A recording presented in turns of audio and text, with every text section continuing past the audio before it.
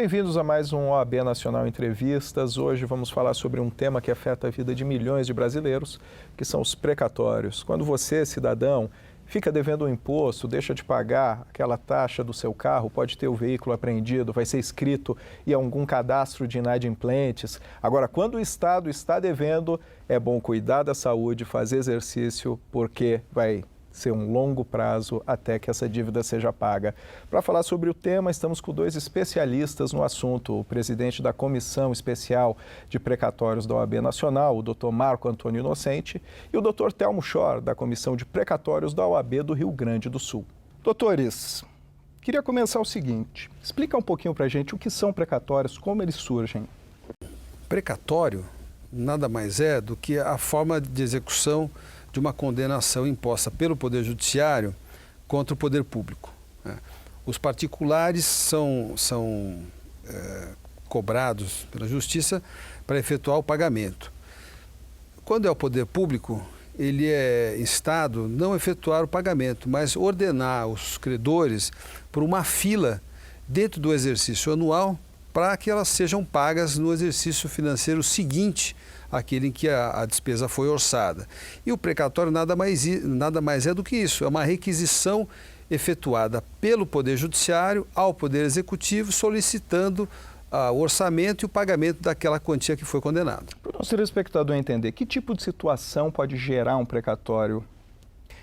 Das mais variadas, né? Toda vez que houver prejuízo causado a quem quer que seja, tanto o cidadão comum, quanto o servidor público, quanto o empresário que eventualmente discute um imposto e esse imposto é considerado ilegal e ele tem o direito a ser ressarcido, um proprietário de uma área rural ou urbana que o poder público venha e imponha a desapropriação, o pagamento justo e legal ele pode buscar na justiça.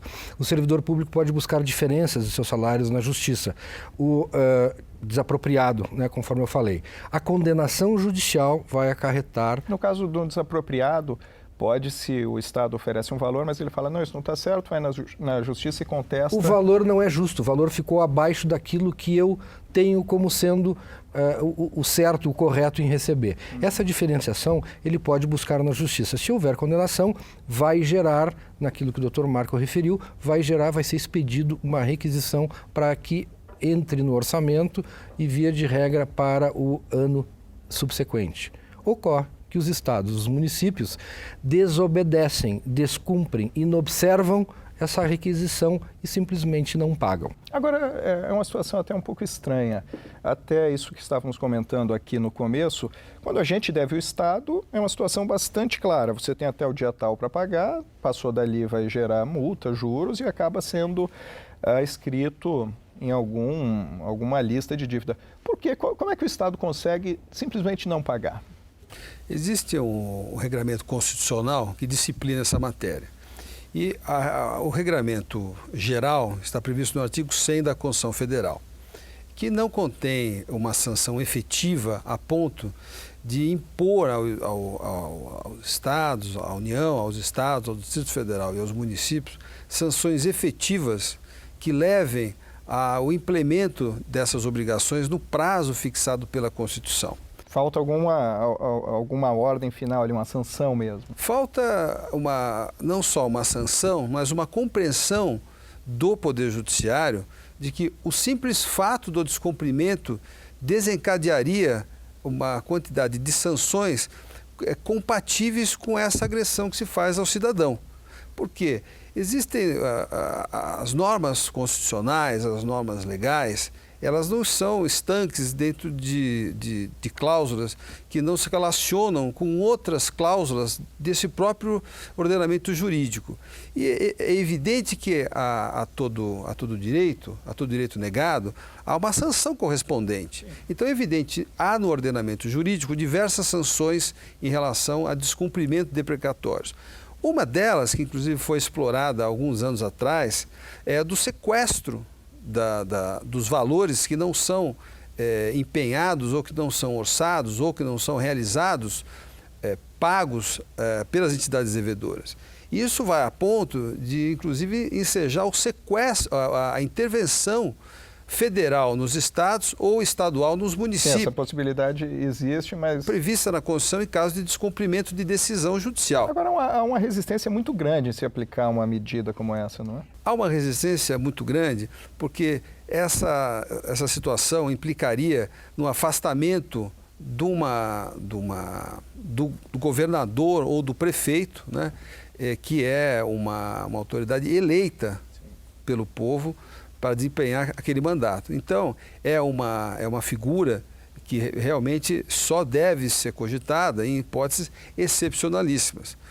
Embora a inadimplência renhida de precatórios no Brasil esteja chegado nessa situação, de ser uma situação excepcionalíssima, uma situação que vem exigindo uma reflexão profunda de um dos temas mais importantes hoje de finanças públicas e de administração pública.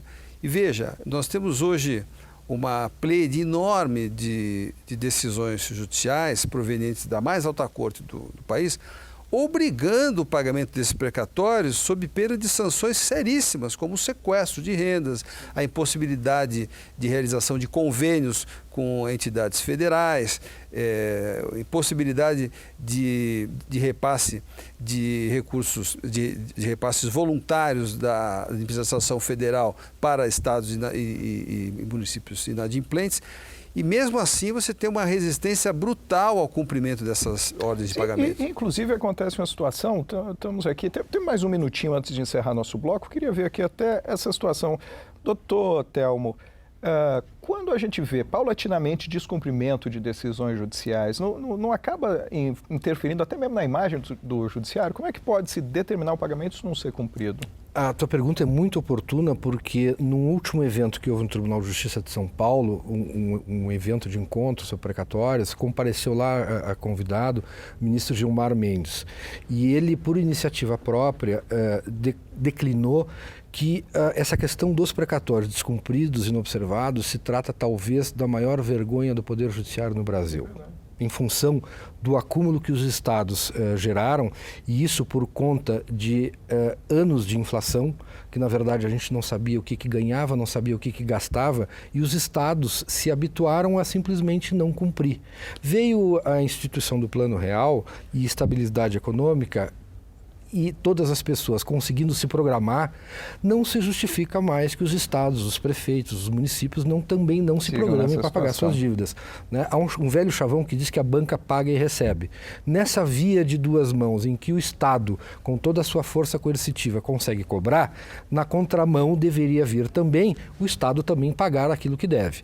A coisa hoje já está amenizada, mas continua grave. Né? Nós saímos de uma situação roxa para o vermelho, né? E isso paulatinamente tem sido feito movimentos como esse que a OAB faz seguidamente. A OAB é protagonista, né? Exerce um protagonismo muito forte, muito intenso no que se refere principalmente a não deixar cair esse assunto. Eu vou chamar um rápido intervalo aqui, já vamos voltar com esse assunto até para a gente saber a dimensão e o tamanho desse problema. Voltamos já com mais OAB Nacional Entrevistas.